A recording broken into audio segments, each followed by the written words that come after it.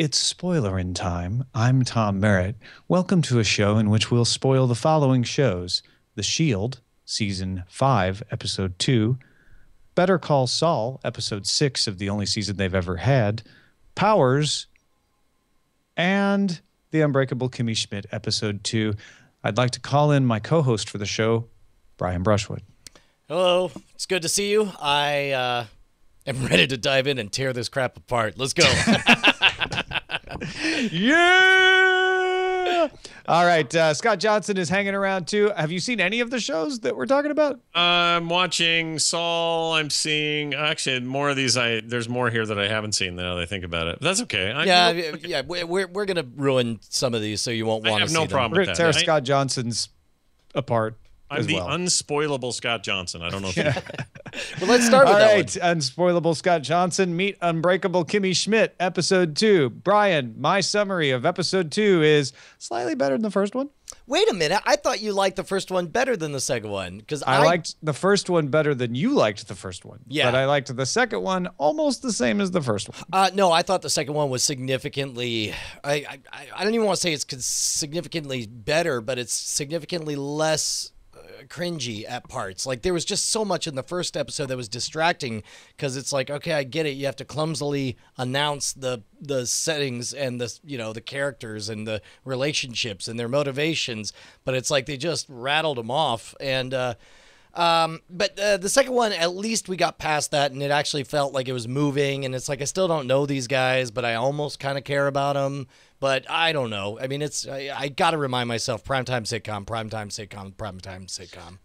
Well, and the fact that you do that means you're probably not going to want to keep watching it, because why watch it if you're saying, oh, it's a type of show I don't like, so I should, I don't necessarily hate that type of show. It's just like, I'm just busy enough now that if I'm going to invest in something, I want high dividends, I want high yields. And I think I was forgiving of the first episode more than you, because I was constantly thinking, pilot episode, had to make this to convince NBC to pick it up as a mid-season replacement, which then of course didn't work. But you have a lot of setup. You're still exploring characters. Hopefully it'll be tighter in the episode 2. Episode 2 was that. It was tighter. It had much more of a direction, but I'm still just not laughing as much as I would like to be laughing at something that stars one of my favorite comedians in Ellie Kemper, and is produced by Tina Fey, who I think is fantastic. So why, I don't know. Maybe I'm just getting old and dead inside, Brian, but it's not working on me. Here's the problem, is that it's wearing the clothing of a show that has the opportunity to say and do edgy things, and then it does none of them. And I don't know if it's just a wasted opportunity. Orange is the New Black delivered, right? It's like it has the trappings of like, this is an unconventional story, unconventional settings, and has an opportunity to do and try things that will twist your gut and also make you laugh and cringe with awkwardness. They could do all those things with this setup. It's a delightful idea in a unique world, but I don't think they'll will. After 2 episodes, I think we're going to get nothing but vanilla jokes the entire way through. Because we on the regular show, we got an email from somebody saying that episode 7 is when they stopped thinking that they were going to have the show on NBC and realized they would have it on Netflix. So maybe it takes a turn then. But even then, there was a nice uncomfortable situation with the birthday party in this one for the kid, and I saw some potential there, and I laughed here and there. I don't know. I think we're both in different ways holding it up to a higher standard because it's on Netflix. Yes, I absolutely believe that's the case. But this is the two-way street.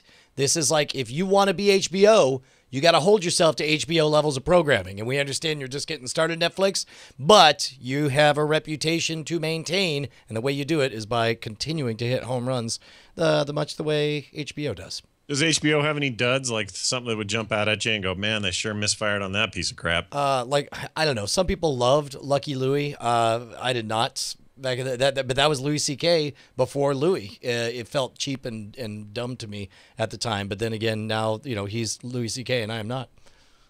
Yeah. What do you think of Louis now, though? Dude, I mean, everything I've seen has been great, But yeah, J.C. Calhoun says that HBO has lots of duds. Probably, maybe. Yeah, you know what's funny about HBO Go, right? You get the impression like, look at all these quality programs. They've almost never had a miss. All of these are great in one way or another because they start them in 2000. That's right. That's right. Where's you don't Arliss? see any of the Fraggle Rock era stuff in there. Yeah.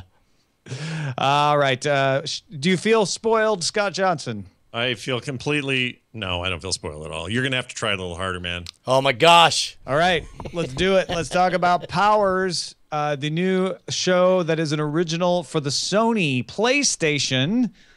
I got the text message from Brian Brushwood last night that he had made it through, what was it, 26 minutes, 24 minutes? 26 minutes. And understand, it was not my decision. I was in a room with we were just Robert Young, Bonnie, me, and Brett Rounceville. And I know right now someone is out there like, oh, you had a group of people, whatever. Nobody loves Powers more than Brett Rounceville. Nobody's more excited. Like the actual graphic novel. You're saying. Yes, correct. And so we were gonna start doing Better Call Saul, and so we went to the living room, and I fired up the PlayStation, and I was like, "Oh, that's right, Powers first episode's free. You want to watch that?" And he's like, "Dude, I love Brian Michael Bendis. I love the show. Let's do it." And there was only one comment. So you may think that we were all in a secret cabal or whatever to take a dump on this project going into it. That was not the case. I was excited. Everything was nothing but excitement. But the opening segment was so cringeworthy, and then it started and it was awkward, and it was too much cartoonish superhero-ness.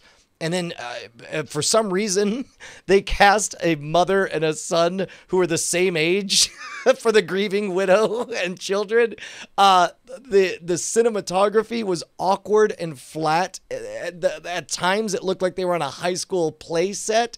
The pacing was just unwatchable. It just would be over the top and then nothing at all. I didn't get it. I didn't understand it. And there was a couple of moments of involuntary laughter at what was clearly meant to be a dramatic scene. When the guy vanishes and takes the dude's head with him and then offers a witty rejoinder as he kicks it to the curb, it's just like, oh my God. Oh, but that was not a witty rejoinder because he repeats it later. I don't know if this is after 26 minutes or not. He repeats it later to the girl who was the girl who wanted to get powers by having sex with one of the powered people. Right. When he grabs her head and starts to give her the same line. So I'm like, oh, that wasn't just a made up on the spot. That's his thing. That's his catchphrase. It's a really crappy catchphrase that he has. I agree with you mostly on the writing and a little bit on the editing. I was like, I know what should happen next if this is fitting the form of every show that's ever been done before, and there it happened. And now they'll do this. And like nothing was a surprise. Nothing was an interesting take. Nothing, and I got the feeling that, well, maybe the graphic novel is a little bit like that because it's relying on the artwork. But that's when you go back to the cinematography, which really didn't bother me. I thought it looked fine, but it wasn't special. It wasn't like Game of Thrones or Breaking Bad or anything like that. So if you're not going to spruce up the interactions and the writing, you should do something else to make it look amazing, which they totally did not do. Well, and that's the other thing is I was unfamiliar with the original story, and in the first 2 minutes, first of all, they for some reason give Mario Lopez 90 seconds to do nothing but just as fast as possible. Like 90 minutes. Yeah. As fast as possible, explain all the characters and all their previous relationships and all their backgrounds and it's like it's so heavy-handed. But then you get through that and oh, doggone it. What was I going to get? Oh, and then when it's after this download of information, Brett, again, who loves Powers, was like, wow, that was definitely a reveal that they took 2 years to build up to. And they definitely started that in the first 90 seconds. And I remember thinking like, maybe that's great. Maybe they're rethinking. I mean, they made big changes in Walking Dead, sometimes for worse, sometimes for better. It's like, you don't have to stick to the source. And instead, it just... Oh, this depresses me because I do love that series. But, this reminds me of like anytime anybody who doesn't do TV starts out and tries to do TV, including HBO in their very early days, including Netflix with what they have. Lilyhammer was their premiere. It was okay. Yep. It was all right. But they have this chance to do something new. They've never done it before. Those Amazon originals that first year were kind of stinkers. this is just maybe Sony's chance. It just feels like a bigger, more public failure because they have an entire film studio. I know it's a different business, but still, they've got all of these resources. I feel like they should have had this better. Yeah, the one thing I could say is when you would see sort of a normal looking skyline and a normal looking event, somebody talking to somebody, and then suddenly see superheroes flying in the distance, I got a spark of what I think I was supposed to feel when I watched this, which is like, oh, it's the normal world, but with superheroes kind of out there, unguarded.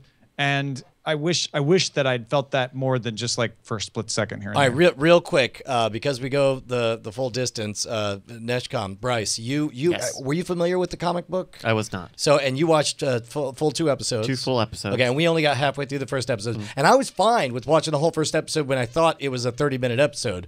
But then at 26 minutes, we realized we had another 26 minutes, and I was like, so. Yeah.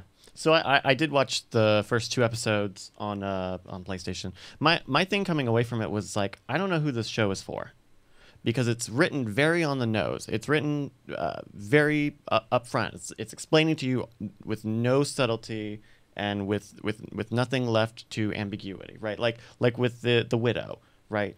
He's like, she was like, did you take it? Is there anything that's going to hurt the kid that's in there? He's like, yeah, I took the gun. I mean, phones, numbers, his girls. Yeah, I handled it. And it's like, it's so flat and on the nose that it's like it's written for someone like who's 13 and maybe would miss some of those cues.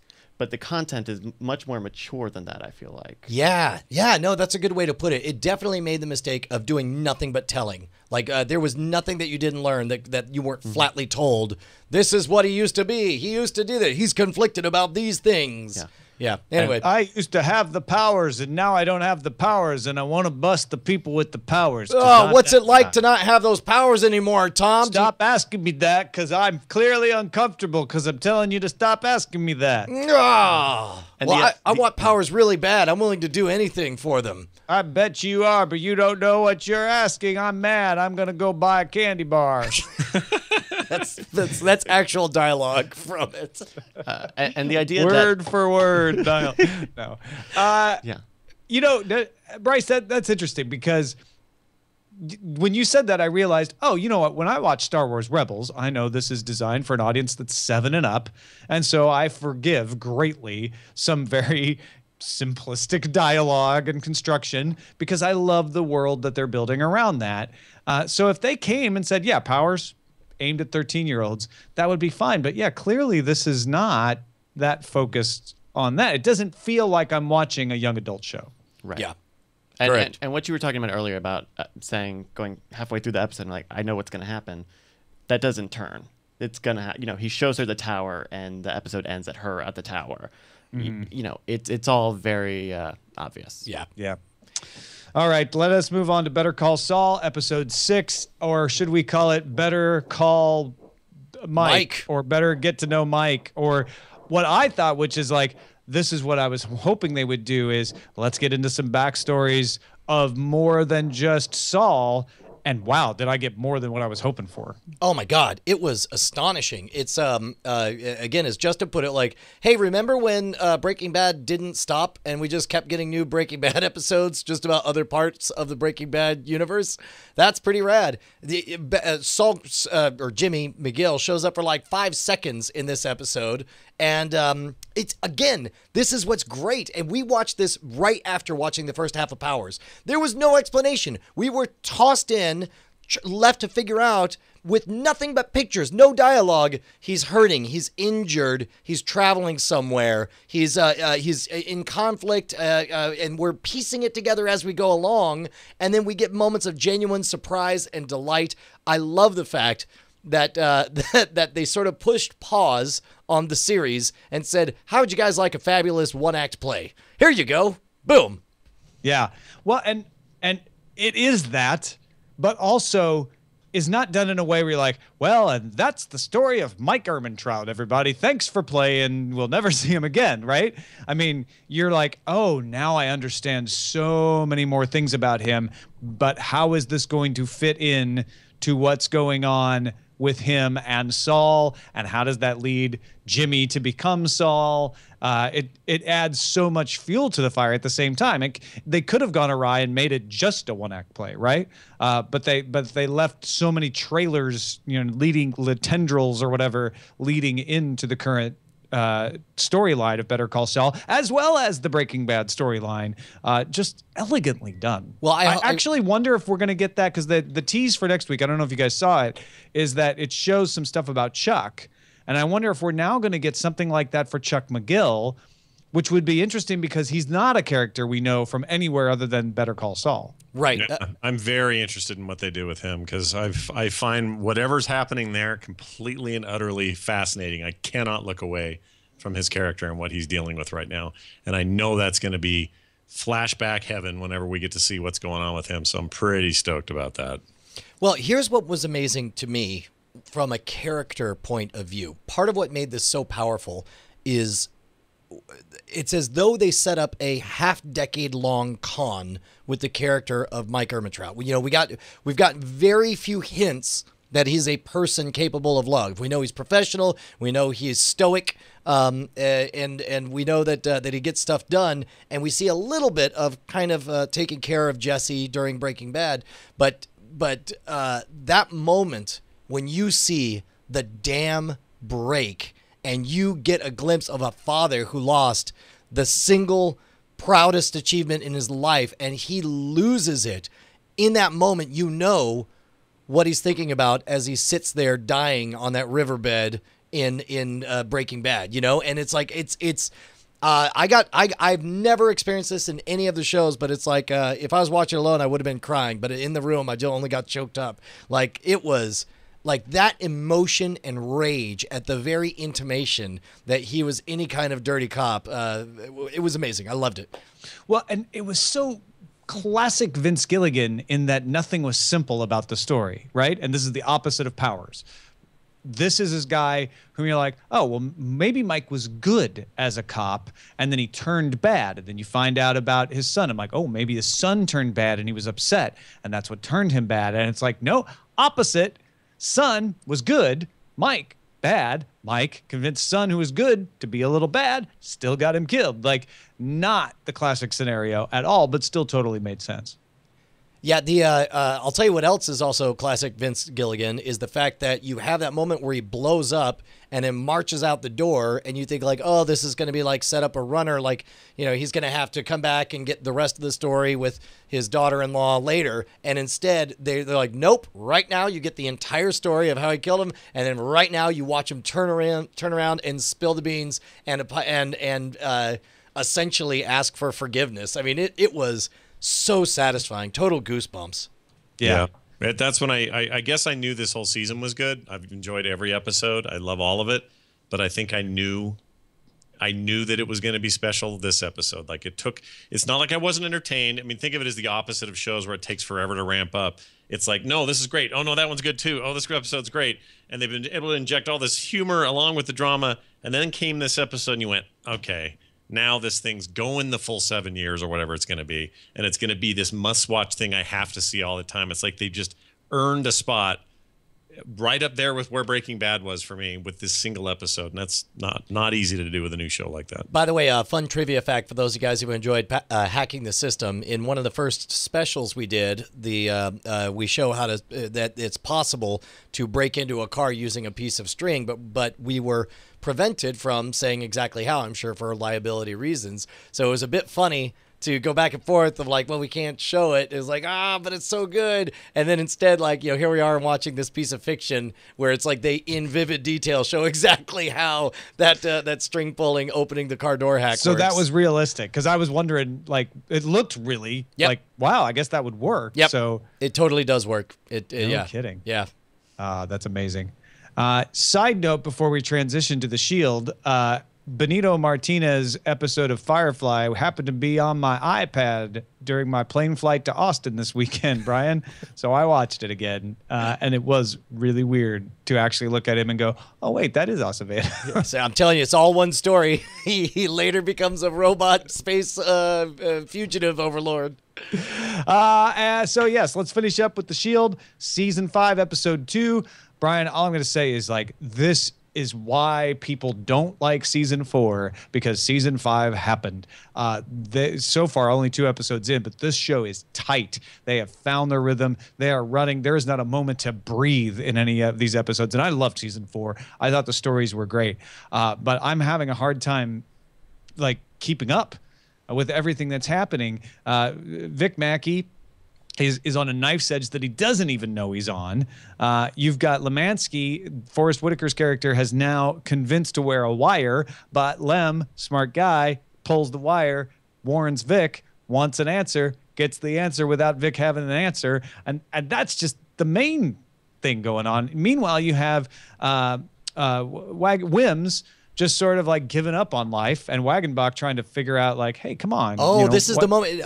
Is this when he goes to check in on our house? No, there's nothing like that. This is just, they're out trying to solve a case, and Wagenbach is like, why are you just phoning it in suddenly? What's the matter here? And she's like, what are you talking about? I'm doing the same as I've always been. So obviously there is a house visit coming up, but this is planting the seeds for something like that. So it's not terribly surprising that Wagenbach is going to continually be worried about her. And of course, you've got the rookie cop who screws up, and you have this wonderful parallel scene where Julian is being to her the way Danny had been to him, and then he goes and does his Julian, I'm an honest guy thing, and writes her up, and Danny hands it back to him. Is like, no, you don't write her up, because she's still coaching him, because he still doesn't really know how to navigate the system. It's just, and I can't even remember all the little bits and pieces in here. It's just chock full of them. It's amazing once they all become real characters. I'll tell you, you're now in the zone where it's like you start to feel, and I don't want to make the two the same because there are elements that are similar, but they're very different experiences.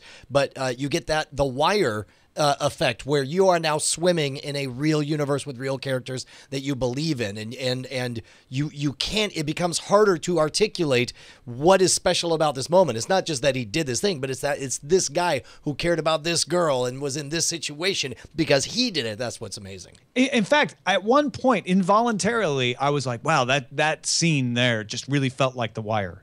So I'm not kidding. Like, this was the first episode where I thought that. So you're absolutely right. And I mean, it's obviously a pumped up, testosteroned out version of The Wire, but but there was one scene that was just like, they're always doing the shaky camera documentary style, but it really worked in that way. There was also the scenes between Vic's ex-wife and the Forrest Whitaker character are more like the old Shield, the first 4 seasons Shield. They're a little slower, a little less believable. Is he really that smooth? And can he pass off that he has a kid in that autism school, but he really doesn't? But that's not even criticizing those scenes. I'm like, those are the only scenes that seem slow and not just overflowing with character development. Yeah. Dude, I'm going to stop talking because I can only ruin it from here. Enemy of the Good. Episode 2, Season 5. And that's it for Spoilerin time. Scott Johnson, thank you so much for sitting in with us again, man. Do you feel spoiled? Happy to do it. Yeah, anytime. Talking about some of my favorite shows in the world and the stuff you talked about that sucks, well, I guess I haven't lost anything. So it's fun. No, you don't have to watch. In fact, you got a colorful edition of it. Mm-hmm. You can find all of our great works at cordkillers.com, including my Mona Lisa and Brian Brushwood's attempt to rebuild the Eiffel Tower. We'll see you next time.